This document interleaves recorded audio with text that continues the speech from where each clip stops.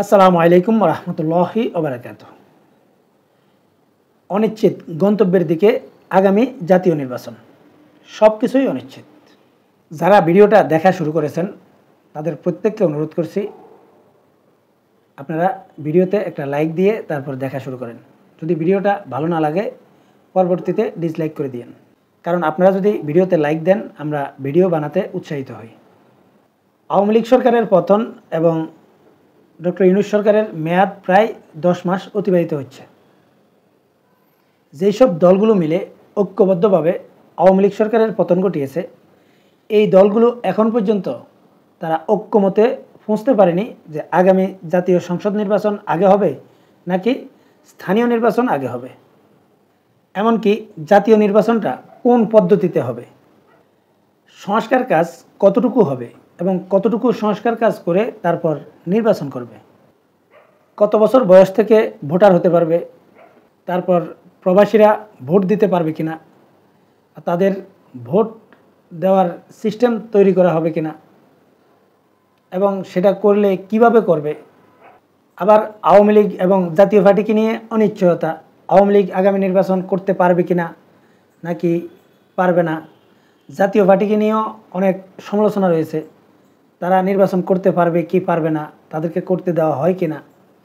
নানা রকম অনিশ্চয়তার মধ্যে চলছে আমার এই সোনার বাংলাদেশ।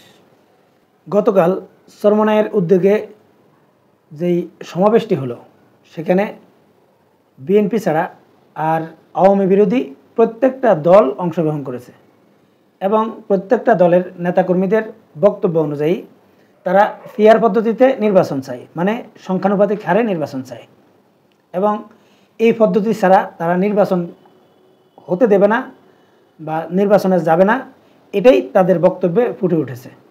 এমনকি এইসব দলগুলোর বক্তব্য হচ্ছে যে আগে সংস্কার করতে হবে, বিচার কার্য দৃশ্যমান করতে হবে, মানে আওয়ামী লীগের বিচার দৃশ্যমান করতে হবে এবং প্রয়োজনীয় সংস্কার শেষে তারপর নির্বাচন হবে এবং নির্বাচনটা ফ্রি ফেয়ার হওয়ার জন্য প্রথমে পরীক্ষা করতে হবে এবং সেই পরীক্ষাটা হবে স্থানীয় নির্বাচন আগে দিয়ে। মূল কথাটা হচ্ছে আওয়ামী বিরোধী যে শক্তিটা রয়েছে, এই শক্তির মধ্যে স্পষ্টভাবে দুই ভাগে বিভক্ত হয়ে গেছে। মনেই হচ্ছে এই দুইটা গ্রুপ যে কোনো সময় মুখোমুখি হয়ে যেতে পারে। এখন বর্তমানে রাষ্ট্রের যে শক্তি বা বাংলাদেশে এই রাজনীতিতে 5টা শক্তি কাজ করছে। একটা হচ্ছে বিএনপির শক্তি, অন্যটা হচ্ছে জামাত সহ এনসিপি সহ ইসলামিক দলগুলো বা অন্যান্য আরও ছোটোখাটো দলগুলো, বিভিন্ন দল সহ। আরেকটা হচ্ছে রাষ্ট্রপতি চুপ্পু এবং বাংলাদেশের সেনাবাহিনীর প্রধান ওয়াকারুজ্জামান। আরেকটা হচ্ছে ডক্টর ইউনূস সরকারের যেই গভর্নমেন্ট। এরপর আওয়ামী লীগ, যদিও দৃশ্যত আওয়ামী লীগ এখন রাজনীতির মাঠে নেই, কিন্তু আওয়ামী লীগের প্রভাব বাংলাদেশে এখনও বিদ্যমান। মানে সেনাপ্রধান ওয়াকারুজ্জামান শেখ হাসিনার নিকটাত্মীয়, আবার শেখ হাসিনার রেখে যাওয়া সেনাপ্রধান, মানে শেখ হাসিনাই ওয়াকারুজ্জামানকে সেনাপ্রধান বানিয়েছে। আবার শেখ হাসিনার নিজের পছন্দের রাষ্ট্রপতি। এরপর বিগত 16 বছর যাবৎ যে অভিযোগটা রয়েছে আওয়ামী লীগের বিরুদ্ধে, যে রাষ্ট্রীয় প্রত্যেকটা মেকানিজমে তারা আওয়ামী লীগকে ঢুকিয়েছে, আওয়ামী লীগ দেখে দেখে চাকরি দিয়েছে। তার মানে রাষ্ট্রীয় মেকানিজমগুলোতেও আওয়ামী লীগের ব্যাপক প্রভাব রয়েছে অন্যান্য যে কোনো দলের তুলনায়। তাই বাংলাদেশে এখন যেই 5টা শক্তি, এই শক্তি একতাবদ্ধ না। মনে হচ্ছে তাদের চিন্তাধারা এবং তাদের কাজ কারবার সব কিছু আলাদা, মানে এক কথায় বলতে পারেন এটা ছন্নছাড়া। মূল কথাটা হচ্ছে এই নির্বাচন ইস্যুতে বা নির্বাচনের পদ্ধতি ইস্যুতে এবং সংস্কার ইস্যুতে বিএনপি এবং জামাত এনসিপি সহ ইসলামিক দলগুলো বা অন্যান্য ছোটো ছোটো দলগুলো সহ মনে হচ্ছে যে তারা মুখোমুখি অবস্থানে, যে কোনো মুহূর্তে এই দুইটা দল মুখোমুখি লড়াইও নামতে পারে বলে আমার মনে হচ্ছে এখন। যে কোনো মুহূর্তে। এখন অনেকেই বলতে পারেন যে এই লড়াই হলে কারা জিতবে, কে জিতবে না সেটা ভিন্ন ব্যাপার। জামাত সহ এনসিপি সহ ইসলামিক দলগুলোর রাজপথে আন্দোলন করার শক্তিমত্তা বিএনপির চাইতে কয়েক গুণ বেশি রয়েছে, এটা যেমন সত্য, আবার এটাও সত্য যে বিএনপি অনেক বড় রাজনৈতিক দল এবং অনেক বড় রাজনৈতিক শক্তি, এবং এই দুটো মুখোমুখি যদি অবস্থান নেয় তখন এই যে ব্যাকফুটে থাকা আওয়ামী লীগ অবশ্যই তারা মাঠে নামবে এবং কৌশলে তারা হয়তো বিএনপির পক্ষে মাঠে নামতে পারে। তাই আমি যেটা মনে করি যে যদি আওয়ামী লীগ এবং বিএনপি অঘোষিতভাবে যদি কৌশলে তারা মাঠে নেমে যায়, তাহলে বাংলাদেশের নির্বাচন এবং বাংলাদেশের যে সংস্কার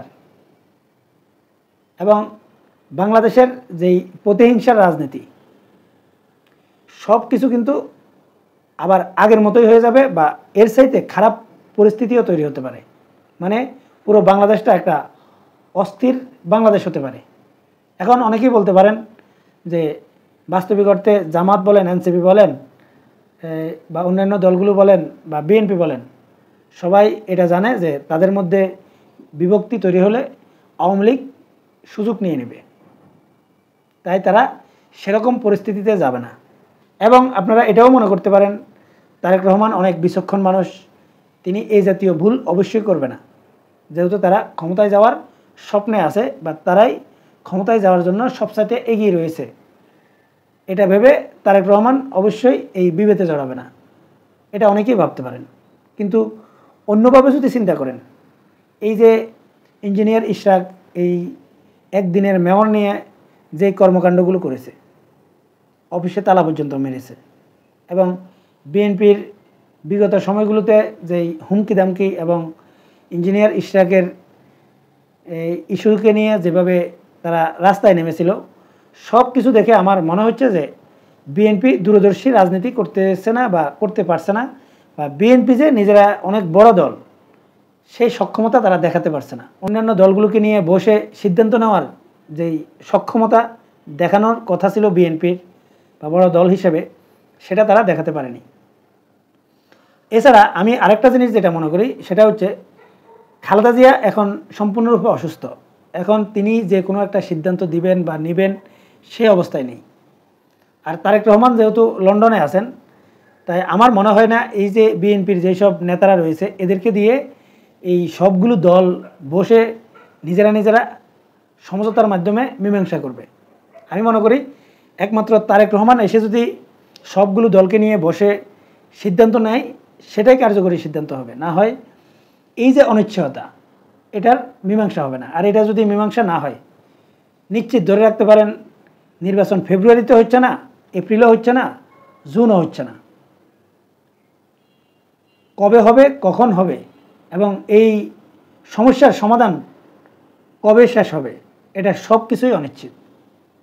এবং আমি যেটা বলেছি যে রাষ্ট্রের যেই পাঁচটা শক্তি, এই পাঁচটা শক্তি যদি একে অন্যের বিরুদ্ধে চলে যায়, তাহলেও এটা বাংলাদেশে অন্যরকম ভয়াবহ কোনো ঘটনা ঘটতে পারে।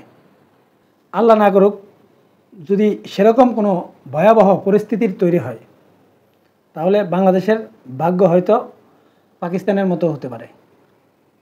মানে এই যে রাজনৈতিক অস্থিরতা এবং বিভিন্ন শক্তির একে অন্যের দ্বন্দ্বের কারণে শেষ পর্যন্ত সেনাবাহিনী এবং সরকার মিলে পাকিস্তানের রাষ্ট্র চালাচ্ছে। মানে যারা সংখ্যাগরিষ্ঠ মানুষের মতামত বা মতামতের ভিত্তিতে এখন পাকিস্তানের রাষ্ট্র পরিচালিত হচ্ছে না। তাই আমি যেটা মনে করি, যদি এরকম অনিশ্চয়তার মধ্যে যেতে থাকে এবং এই পরিস্থিতি যদি আরও অবনতির দিকে যায়, তাহলে বাংলাদেশে যে কোনো অঘটন ঘটতে পারে এবং সেটা বাংলাদেশ, বাঙালি জাতি, বাংলাদেশের ভবিষ্যৎ সব কিছুই অনিশ্চয়তার মুখে পড়তে পারে। সম্মানিত দর্শক, আপনারা কি মনে করেন আগামীর বাংলাদেশ কোন দিকে যাচ্ছে বলে আপনাদের মনে হচ্ছে? কমেন্টসে লিখে জানাবেন। এখনকার মতো এই পর্যন্তই। আল্লাহ হাফেজ।